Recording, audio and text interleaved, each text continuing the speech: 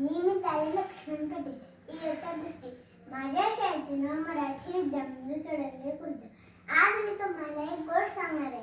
त्या गोष्टीचे नाव आहे शूज चिमणी. एका झाडावर एक छानसा घट्टा बांधलेला होता. तिथे एक चिमणी राहत. मोठी आनंदी होती ती. सारखी गाणे म्हणत हसत इकडे तिकडे बागडायची. एकदा काय झालं, एक राजा आपल्या नगरात चालला होता. मग त्याच्याबरोबर शिपाई, घोडे, सैनिक होते. मग चिमणीला बघून वाटलं की राजाची मिरवणूक किती छान.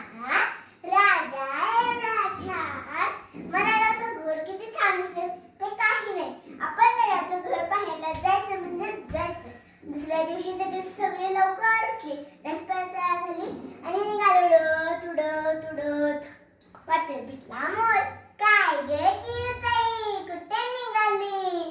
राजाच्या माला जाईल, डाळिंब दाणे खाईल, कारंजात जाईल, राजाच्या पलंगावर झोपेल.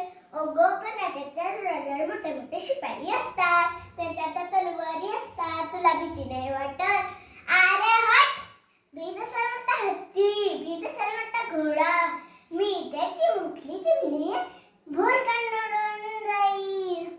अगं पण हे काय म्हणजे पिस्स, ह्यांचं छानसा पिकच तो घाल आणि मग जा. चिमणीने मोर पिसांचं छान पलका शिवलं. तो घातला आणि निघाली. वाटेत भेटला पोपट. काय ग चिवताई, कुठे निघाली?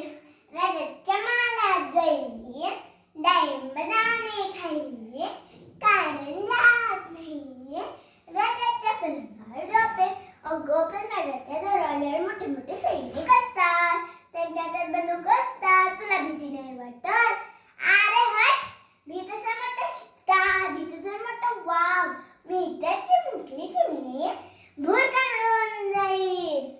अगं पण हे काय माझी पिस, त्यांची छानशी थोडीशी ती घाल आणि मग जा. चिमणीने पपलाने नेलेल्या पिसांची छानशी जोडी शिवली. ती घातली आणि निघाली. खुळखुळ खुळखुळ वाटेत भेटला झरा. खुळखुळ खुळखुळ खुळखुळ खुळखुळ आवाज करत चालला होता. काय ग चिरताई, कुठे निघाली? राजाच्या माला जाईल, डाळिंब दाणे खाईल, कारंजात नाही, राजाच्या पलंगावर झोपेल. अगं पण राजाचं मोठे मोठे सैन्य असतं, त्याच्या हातात धनुष्यबाण असतात. तुला भीती नाही वाटत? अरे हट, भीत असेल मोठा जिराफ, भीत असेल मोठा सिंह. मी तर चिमुकली चिमणी भूर काढून जाईल. अगं पण पैंजण घालला पायात आणि मग जा. चिमणीने पायात पैंजण घातलं आणि निघाली. आता राजाला दिसू लागला होता. मग सैनिकांनी तिला अडवलं आणि म्हणाले, ए चिमणे, खबरदार जायचं शिकत. चिमणी तशीच आत निघाली आणि झपकी खाली निघाली. पालकाच्या डोक्यावर, मानेवर तिने मार मारले आणि ते ओळ ओळ करत खाली पडले. आता आणखी शिपाई होते, त्यांना आपल्या चुकीने प्रसाद दिला आणि तेही ओळ ओळ करत खाली पडले. आता चिमणीचं स्वप्न पूर्ण झालेलं होतं.